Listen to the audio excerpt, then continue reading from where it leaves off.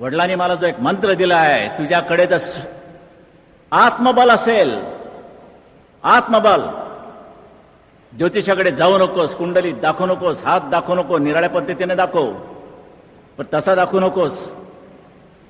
तुझ्याकडे कुठचा ग्रह कुठच्या घरात बसला याची पर्वा करू नकोस. पण तुझ्याकडे जर आत्मविश्वास असेल, सेल्फ कॉन्फिडन्स, तर जगाच्या पाठीवर तू कुठेही जा, तुला मरण नाही. आणि ते मी करतोय आज. ते तुम्ही, हे तुमच्या शिवसेनेची ताकद आहे. ही माझी एकट्याची नव्हे. मी शिवसेना प्रमुख जरूर, पण तुमची ताकद माझ्या बरोबर आहे, म्हणून मी शिवसेना प्रमुख आहे. शिवसैनिक हा बाजूला करून मला शिवसेना प्रमुख म्हणून मिळवता येणार नाही. ही माझी भावना आहे, ती प्रत्येकानं जोपासली पाहिजे. जनतेला फसवणार असो तर या जनतेने हा भगवानच्या महानगरपालिकेवरती फडकवला नसता ना, त्यावेळेला मंत्रालयावरती सुद्धा फडकवला नसता. एवढी दूधखोडी समजू नका त्यांना. ती काही बावळट माणसं जमलेली नाहीत माझ्याकडे, जमलेली समोर. मी तयार केलंय. त्यांच्या पाठीचा कणा ताट करायला शिवसेना कारणीभूत आहे. बाकी तुम्ही कोणी केलं नाही, उलट मोडलात की नाही. बालासाहेब एक रिमोट कंट्रोल आहेच, जाहीर आहे. पण जेवढ्या माझ्या रिमोट कंट्रोल बद्दल एक तुम्ही चोमड्यासारखी चौकशी करता, तेवढी हायकमांड बद्दल का करत नाही? काँग्रेसचा हायकमांड आणि माझा रिमोट कंट्रोल, कारण का इलेक्ट्रॉनिक सिस्टीम आलेली आहे. ह्या मागासवर्गीयांना, म्हणजे काँग्रेस सारख्या लोकांना काय कळणार? आम्ही पुढे चाललेलो आहोत, हे तेवढेच बसलेले आहेत. शिवसेना नसते तर ह्या मुंबईमध्ये मागमुसही लागला नसता, मराठी माणूस कुठच्या कुठे फेकला गेला असता. आणि मुंबईचं नाक आपल्या हातात ठेवल्यामुळे महाराष्ट्राला सुद्धा कोणी हलवू शकत नाही. खुद्द ज्यावेळेला मी पंतप्रधानांना भेटलो, पंतप्रधानांचं एक वाक्य तुमच्या शिवसेना प्रमुखांच्या बाबतीत फार महत्वाचं आहे. थोडा भाव खातो म्हणा मी,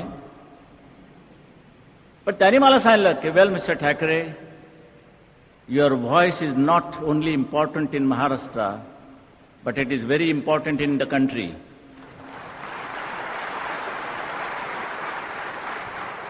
हे वाक्य त्यांनी मला मनोहर जोशींच्या समोर, म्हणजे साक्षीदार लागलेच तर मनोहर जोशी, उद्धव आणि अलेक्झांडर राज्यपाल यांच्या समोर सांगितलं. म्हणजे तुमचा आवाज महाराष्ट्रापुरता मर्यादित नाही, तो देशभर त्याचे तरंग उठणारा आवाज येतो. ही तुमची शिवसेना आहे. सागर वट्याने विचारलं, म्हटलं why you wear this saffron colour, हे तुम्ही भगवा का घालता? It's a colour of renunciation. It's a colour of renunciation, म्हणजे त्यागाचा रंग आहे. म्हटलं why the colour of renunciation should be blue black, why not blue black red yellow black. ते खांदे उडवतात असे. आपण सुद्धा इंग्रजीतले सुद्धा खांदे उडवा का सगळे काय? बरं, पण एखाद्याने प्रश्न विचारला, वा बॉडी, इंग्लिश संपलं, सगळा अर्थ आला त्याला. खांदा देऊ नका, पण उडवायला का हरकत नाही. बरं, उडवा नसते. पुष्कळ वेळा मी पाहिले त्याला. त्या झालं वेळ इट्स देअर. म्हटलं नो, हे मी माझं एक संशोधन असं केलं की आम्ही सूर्याचे भक्त आहोत. सूर्योदय ज्यावेळेला होतो त्यावेळेला आकाशामध्ये तो भगवा रंग फेकला जातो, आणि ज्यावेळेला सूर्यास्त होतो त्यावेळेला रंगावर आकाश भगव्या रंगाने बुंद छान झालेलं असतं, झुंजू मुंजू आणखीन असतं. आमचे सगळे जे काही धार्मिक विधी आहेत, मग बाकी अगदी अंत्य ह्याच्यापर्यंत, ते सगळे अग्नीच्या साक्षीने होतात. त्या अग्नीचा रंग भगवा असतो, म्हणून आमच्या हिंदू धर्मामध्ये भगवा रंग आलेला आहे. मी बजावणार, तो मी बजावणार. हा एक संताप आहे. काय सहन करतात? त्याविषयी कोणी म्हणतात की आमच्या एका खासदाराला मारलं, जोडणार की शिवसेनेच्या तिकिटावरती निवडून यायचं आणि बदमाश तिकडे जातात, मग त्यांना काय ओवाळू? आणि आता प्रश्न विचारला की समजा उद्या तुमच्या हातामध्ये सत्ता आली आणि तुमचे आमदार तिकडे गेले, तर मात्र आज तुम्हाला सांगतो सगळ्यांना, यापुढे एक आमदार तर शिवसेनेतनं फुटला तर मात्र कायद्याची पर्वा न करता त्याला रस्त्यात तुडवा.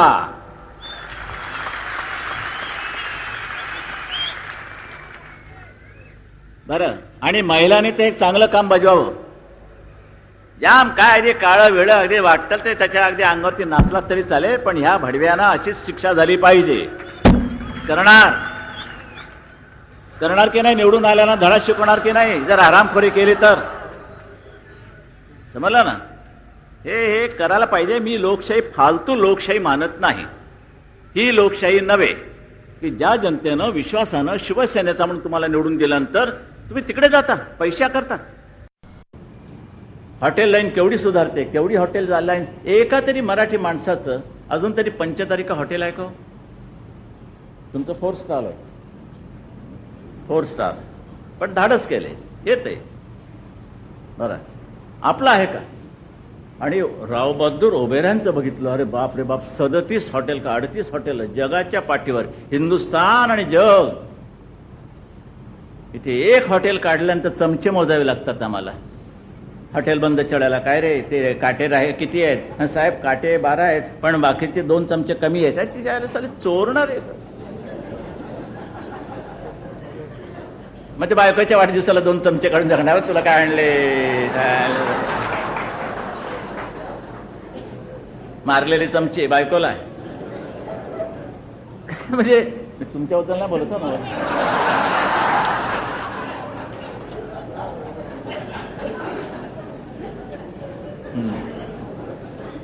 बरं, हे आपलं सहज डोक्यात आलं ते बोलून दाखवलं तुमच्या समोर. काय चोऱ्या काय चोऱ्या काय काय काय. अरे हे ओबऱ्यांचं बघितल्यानंतर हे माणसं कशी. पण त्यांनी काय सांगितलं, काही जरी असलं तरी 10% कट आम्ही धरून चालतो, 10% कट हे होणारच. पण ते सहन करण्याची ताकद तुमची असली पाहिजे. मुळात माणसं चांगली मिळाली पाहिजे, तशी चांगली माणसं मिळवा. तुम्ही नोकऱ्या मागण्यापेक्षा नोकऱ्या देणाऱ्याची भूमिका तुमची असली पाहिजे. आम्ही नोकऱ्या देऊ घेऊ काय, कसले स्टुलावरची. नोकऱ्या देण्याची ताकद ही महत्वाकांक्षा बाळगा. किती घाण आम्ही सोसायची आणि पोसायची. आज जो प्रचार केला जाते फुकट घर अशक्य. अरे शक्य कसं होईल ते बोल ना. अशक्य सगळं आहे. 10-15 वर्षांनी पोरं होतात, झाल्यानंतर लोक जातात बारशाला वगैरे, मग त्याला विचारतात कि रे 10 बरस के बाद आपको यह लड़का हुआ? हाँ लड़का हुआ. ये कैसी बात है, कैसा हुआ? ऊपर वाले की मर्जी. मग तो विचारतो ऊपर कोण राहते?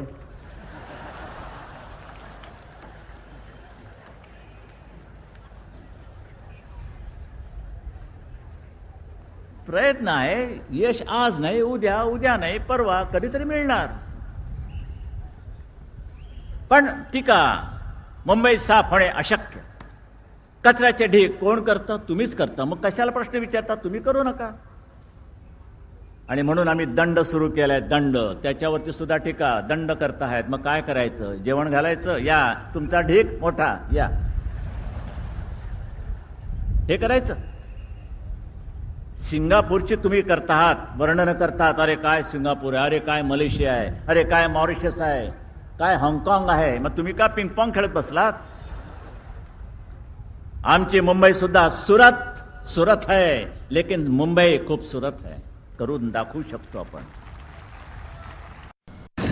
एकच तुम्हाला विचारायचं आहे की तुमच्या समोर आता एवढा जो जमाव आहे हा सगळ्या तरुणांचा जमाव आहे असं वाटतं ना तुम्हाला? बरं वाटतं जरा. त्यामुळे तुम्हालाही तरुण झाल्यासारखं वाटत असेल. मी आहेच. तर या तरुणांना तुम्ही आता काय संदेश देणार आहात, काय सांगणार आहात त्यांना? What they should be. जे माझ्या वडिलांनी मला सांगितलं तेच मी तुम्हाला सांगतोय, कारण ते मी आयुष्यात पाळतो.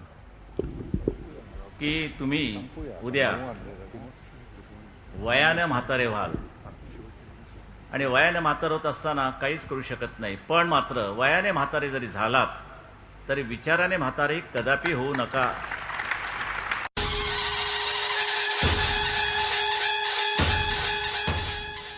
जय महाराष्ट्र.